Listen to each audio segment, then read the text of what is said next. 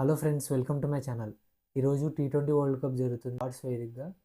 So రెండు strong teams మధ్య జరుగుతుంది, ఇంగ్లాండ్ ఆస్ట్రేలియా. ఇంగ్లాండ్ హిస్టరీ చూసుకుంటే వాళ్ళు పెద్దగా స్ట్రగుల్ కాలేదు, వాళ్ళు కంఫర్టబుల్గానే సెమీస్కి వచ్చేసారు. కానీ సెమీస్లో కొంచెం అగైనెస్ట్ సౌత్ ఆఫ్రికా వాళ్ళు స్ట్రగుల్ అయ్యారు.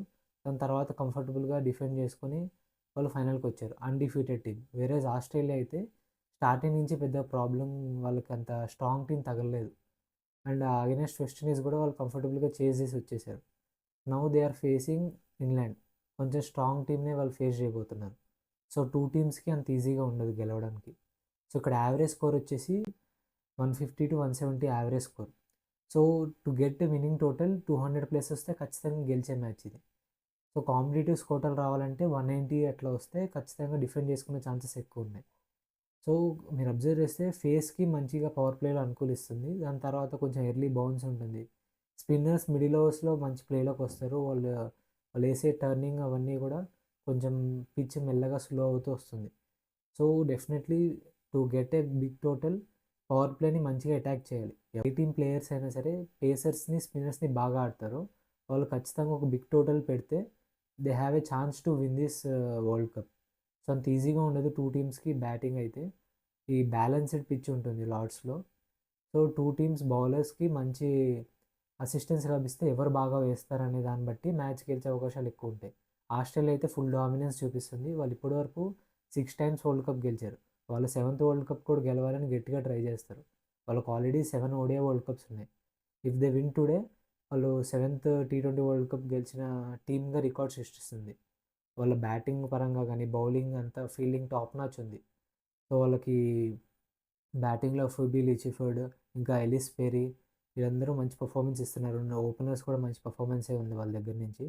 వెరాజ్ ఫీల్డింగ్ కానీ వాళ్ళు ఆస్ట్రేలియా గురించి తెలిసిందే, ఛాంపియన్స్ వాళ్ళైతే చాలా కంఫర్టబుల్గా మ్యాచెస్ ఫైనల్స్ గెలిచేస్తూ ఉంటారు.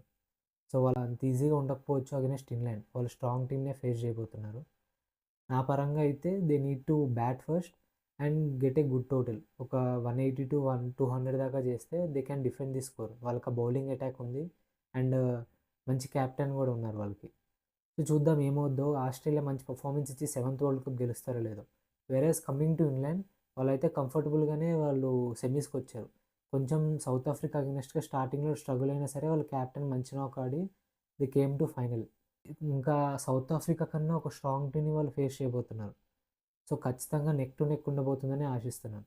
హెడ్ టు హెడ్ రికార్డ్ చూసుకుంటే 5 మ్యాచెస్లో 23 మ్యాచెస్ ఆస్ట్రేలియానే గెలిచింది, 21 మ్యాచెస్ ఇంగ్లాండ్ గెలిచింది. ఒక్క మ్యాచ్ వర్షం కారణంగా రద్దయింది. So head to head record అయితే ఆస్ట్రేలియాకి కొంచెం ఎడ్జ్ ఉంది. అండ్ టోటలీ వరల్డ్ కప్ హిస్టరీలో మీరు అబ్జర్వ్ చేసుకుంటే కంప్లీట్ డామినెన్స్ ఆస్ట్రేలియాదే.